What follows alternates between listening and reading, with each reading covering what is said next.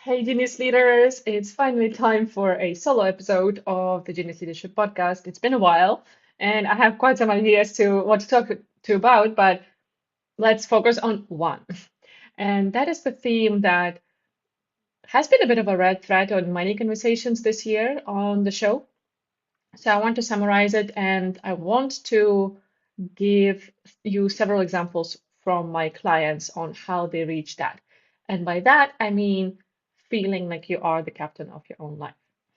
Of course, that's not the words that everyone is using. Those are the words that Håkan Mills-Wilson, I think it was two podcasts episodes away, the guest of mine, one of the Mind Kicker participants, he's using that I am the captain of my life phrase, and some other people say it in different ways, but I really like how he says it, and I'll use that phrase for today. So I want to give you four examples of my clients, four things that they did.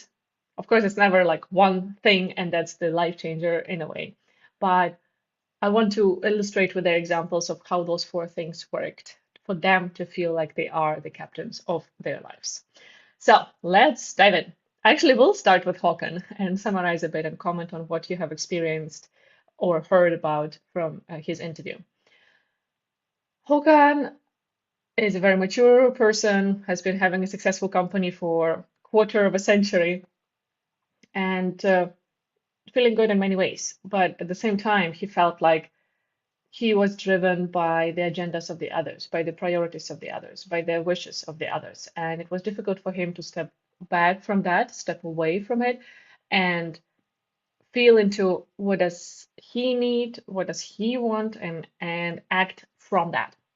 So this was the focus of what we wanted to work with him during the kickoff of the Mind Kicker when we met in January for 3 days in person, and then throughout this year that is still going on with him. And with his example, I want to give you a very simple tool, which is say no. I've already had an episode about 50 Shades of No. I'll link that in the show notes. If you haven't listened to it or if you need a refresher, go ahead and listen to that after this episode. But that's the thing. It's probably often easier said than done, but once you master the skill of saying no, a lot of things change radically in your life to better. And I dive deeper into why and how in the episode that I just mentioned, the 50 Shades of No. But what I want to give is the example of how Håkan did it during the kickoff. So we discussed it a bit. He explained a bit in the interview that in the first day there was this exercise where we would take one of the participants out of the common room while the others were having some task for them to do. We would guide this person to a carpet in a corridor in the hallway of the hotel, and there would be a pile of wooden figures of different animals.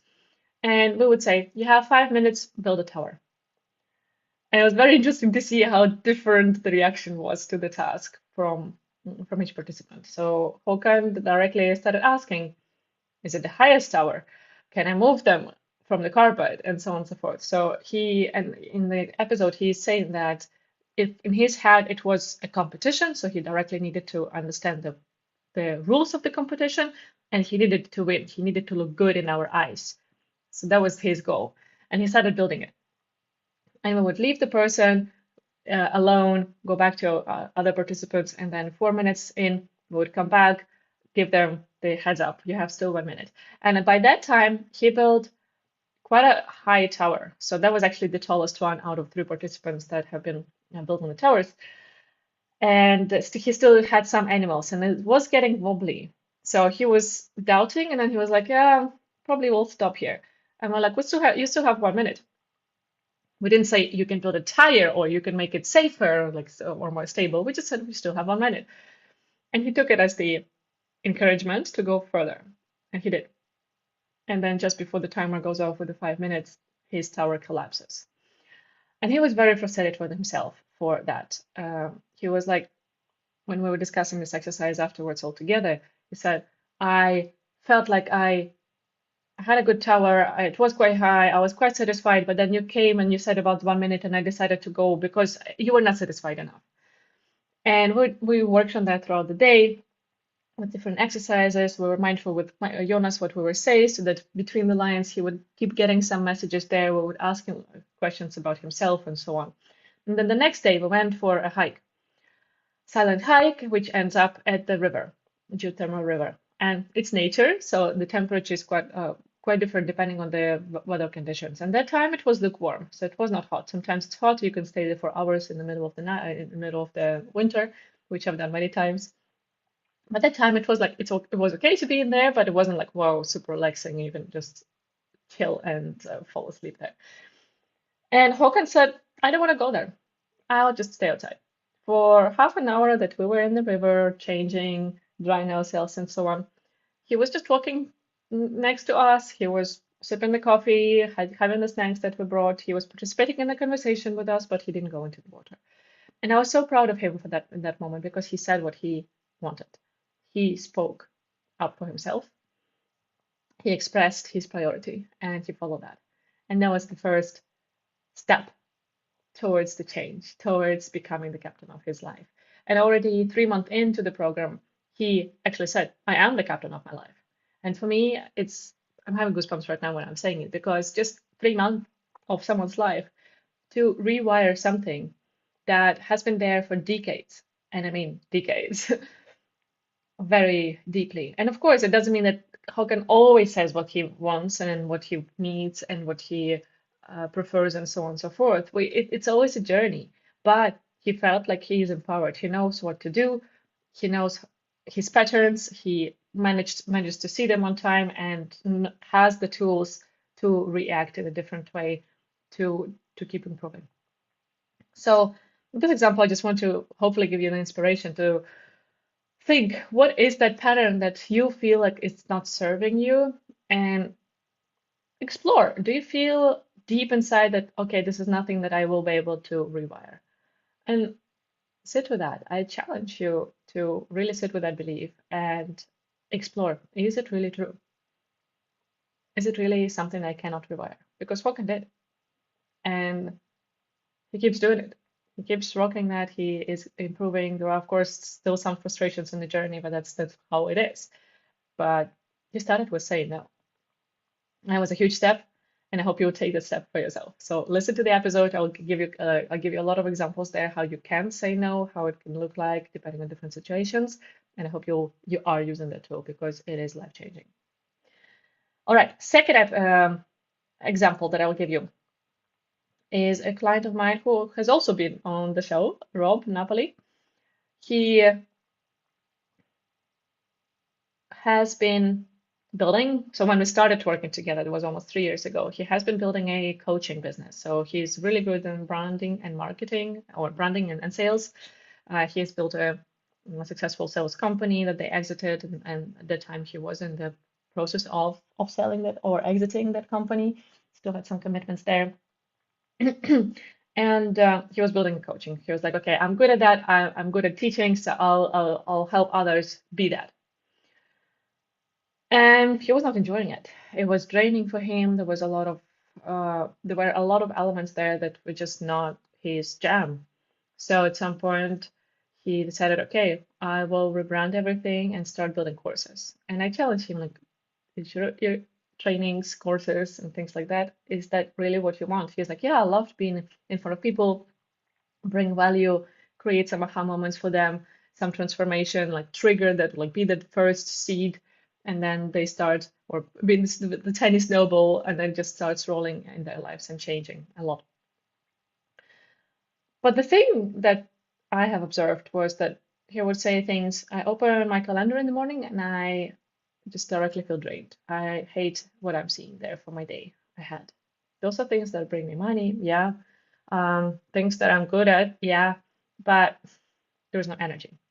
And this is where I want to emphasize how important energy management is. We're thinking so much about time management. We talk a lot about the prioritization, how we can focus on fewer things instead of more, and so on and so forth. But observe where your energy is and observe what drains your energy. That can be such an important tool and mind shift to use in your life that I just cannot emphasize it enough. So what we started doing is that we started doing energy management with him.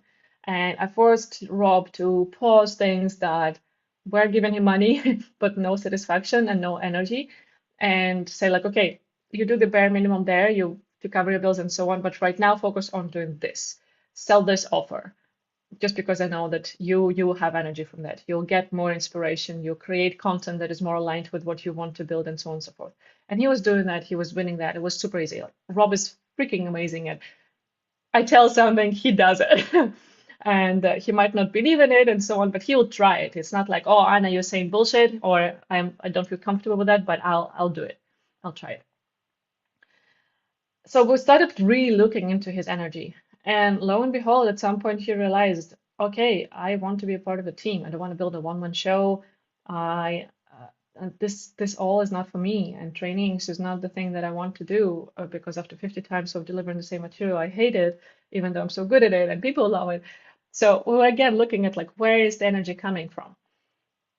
And right now he is in the executive team of Scale Up, really thriving. He absolutely loves it. Of course there is drama. Of course there are challenges. They're setting super ambitious goals for themselves, and Mm, he has to travel a lot for that, which he loves, but it's also tiring and gets him out of his training routine. But there is so much energy in that. He freaking loves it. He talks about it, and you hear that energy. And this is what I want you to understand, that the best way to design your life is to be within your zone of genius. And one of the ways to understand what your zone of genius is really observing your energy. Where does it go? What is easy for you to start? What's just the other things that are like really procrastinating on, and things like that. So guess what? I have an episode on energy budget. So I will link that as well in the show notes. So go and listen to that. Do the exercise for yourself. Every time I teach it in trainings and workshops, masterclasses, force the client to do that, there are a lot of aha moments, a lot of insights that really change how they see their life, really change how they prioritize tasks in their days, what kind of relationships they choose to focus on, and so on and so forth. So it's another life-changing tool that you can use for yourself, and I hope you will do. Third example, and here I'll actually anonymize the person because it's more personal story. And since we've had two examples of clients that are male, I'll actually do two examples of females right now. So let's call this person Ola. Ola is a male name in Swedish. Okay, that's the Olga. That's a female name for sure. So Olga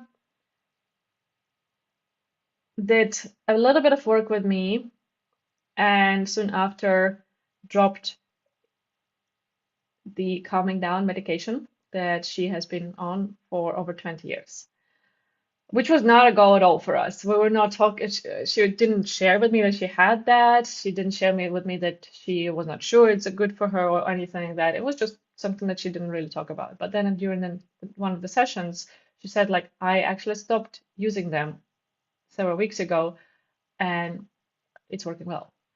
And for me, that was mind blowing because the person has been on some pharmaceuticals for over 20 years to really wind down in the evening and to have some sleep. And by focusing on super basic things, I mean, it's ridiculous how basic things we sometimes focus on with my clients.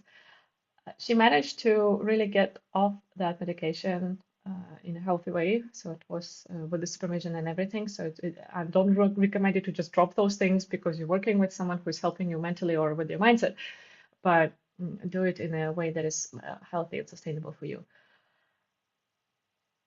That is a huge change for a person. When they realize, and in this case it was she, right? When Olga realized that you actually have that resource within you. You don't need an external substance to fill your body, to let yourself recharge, to let yourself calm down, and so on and so forth. When she started implementing those tools that we've been using or what I introduced to her, it came naturally. And just a couple of things that we worked on was, first of all, hydration. She had to cut on her coffee consumption. So we identified what would be a comfortable amount for her, just to feel nice. Like I like my espressos. I really do. I drink 2 coffees per day, and then just because it is a bit of a ritual, I would go over to decaf. So we identified what is the comfortable amount for her, and that was much times less than it was before. We focused on how she will get more water into her system. So it could be finding the way that you like your water, the temperature wise. Right now, it's morning when I record, and I have warm water next to me. So that is always the something that I drink until noon. It's 50-50 hot water from a thermos. So I boil water. I have the thermos next to my water bottle on the table, and usual room temperature water. So then it becomes lukewarm, and I enjoy drinking that in the morning. After from lunch on and until evening, I enjoy soda water more, so the bubble water. So we have the carbonator, and I start using that from lunch onwards. And that way it's easy for me. So finding your way of how you like it, whether it's maybe adding a bit of berries to it, whether it is still or carbonated, whether it is cold or hot or warm, and so on and so forth. Finding your ways, making it easy for you to drink is super important. It's a simple thing, but it made a big difference for her. We also worked on her sleep.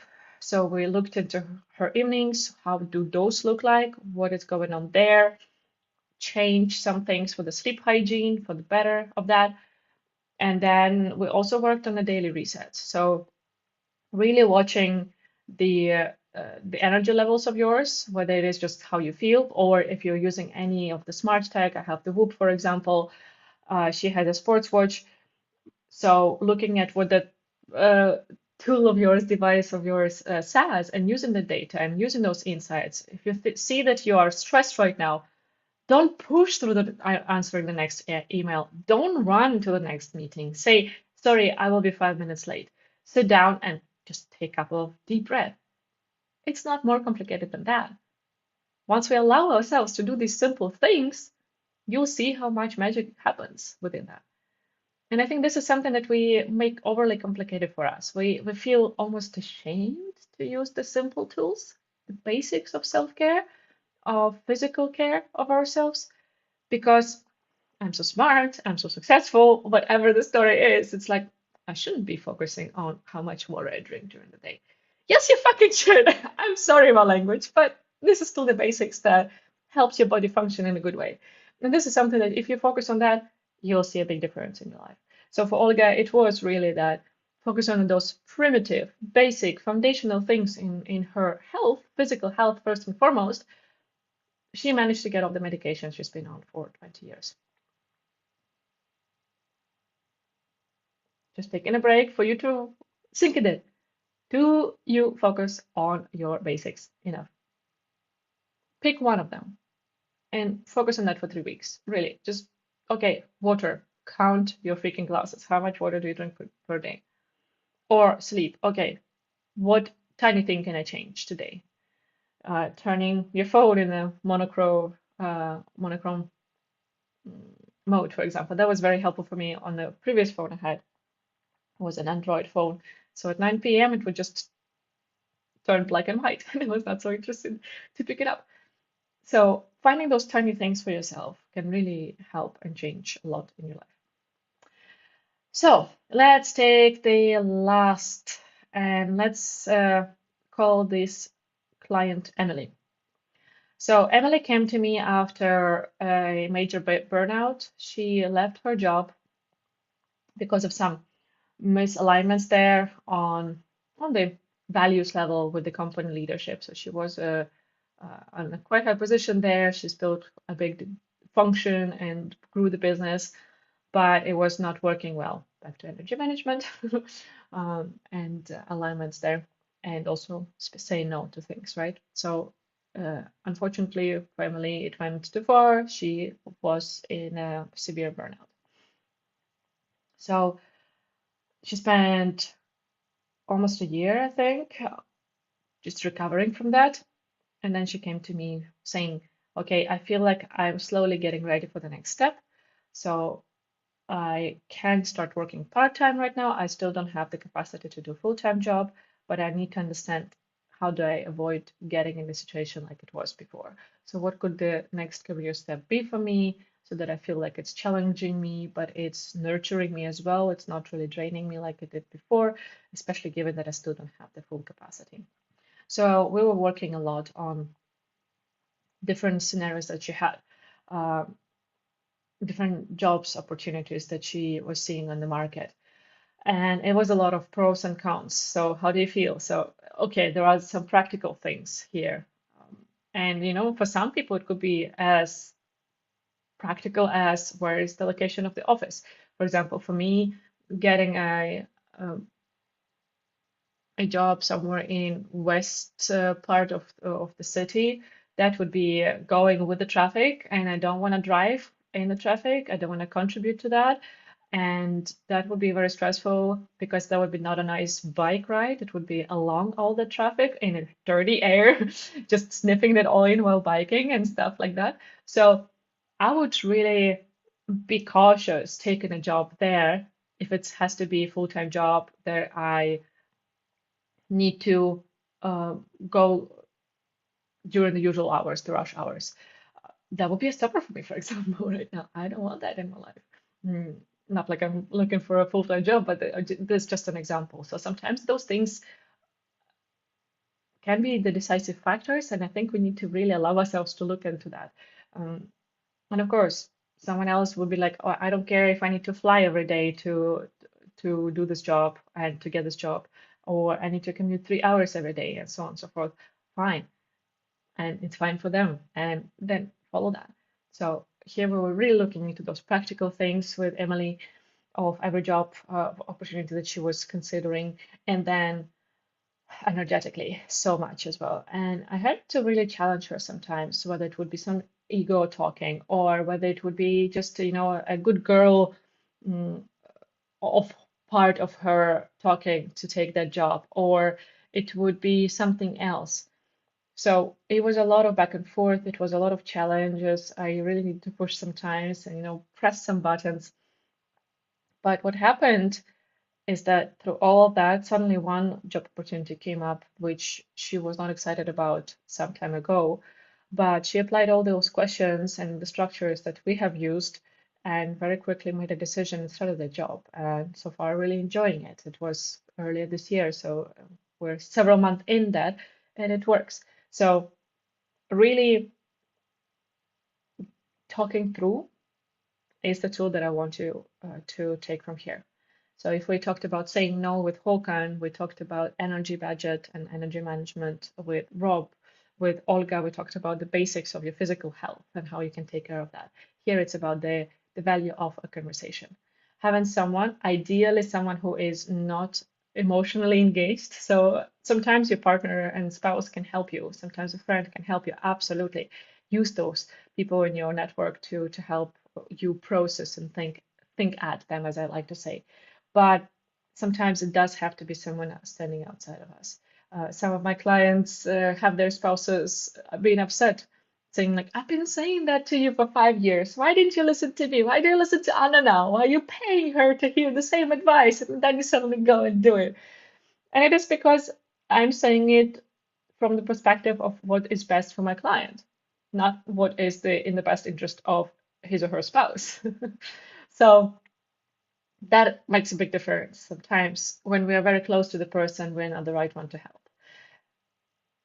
So look for that as well in your life. Where are those spaces? Where can you create them for yourself to be heard, to speak, and to be advised with the only goal of your good, where the person is not feeling like, okay, for my sake, it's better that you do this and that. And of course, there's a bit of a selfish thing with my clients.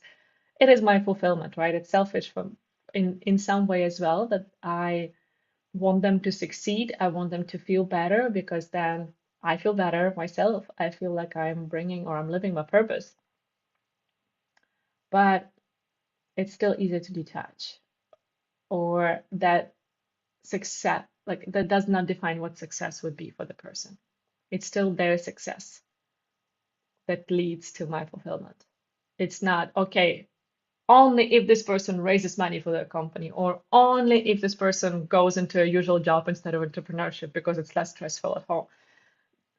It's their success. We define that together, or I help them find their definition. And then I help them with the tools and mindsets, mind shifts to get there, to their success. So find a person for you. Claim that space. I Unfortunately, in the coaching space, there is some absolutely fucking sick trend right now when people are priding themselves that their clients never reach out to them. I mean, what the hell? If someone is paying you, you should be there for them. And there's this old thing about like, oh, it's my energy. You know, when you buy my services, you just join my aura, and just because of that, you're already getting more successful. And don't you dare to reach out to me. Just sit in the energy. Like I'm not supposed to talk to you and give you some tips and advice. Screw that. I mean, don't listen to that, please, and don't take that as the norm. If you've ever heard that, just call bullshit on that because it's sick. If you're paying someone, you need to claim that space. And of course, it's not about like that the person has to be suddenly, I don't know, be available for you 24/7, no matter what, or anything like this. But if you are purchasing the space where you're supposed to be getting the attention, the space to talk, to be heard, then claim that space. Own it. It's yours. And you'll see the beauty of that. So, for examples, I really hope that they inspire you to take a tiny little bit of action today to feel better, to feel like you are getting a little bit closer to being the captain of your life. And just to remind you, this is a journey. It's never linear and it's never only going upwards, but it's worth it.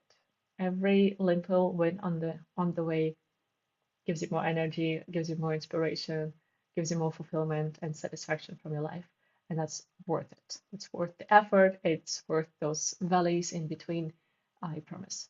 So take care of yourself. And just as always, I want to remind you that I see you, I feel you, I love you, and I do believe that you can be the captain of your life. Go and steer the ship to whatever you wanted to go. Talk to you next week.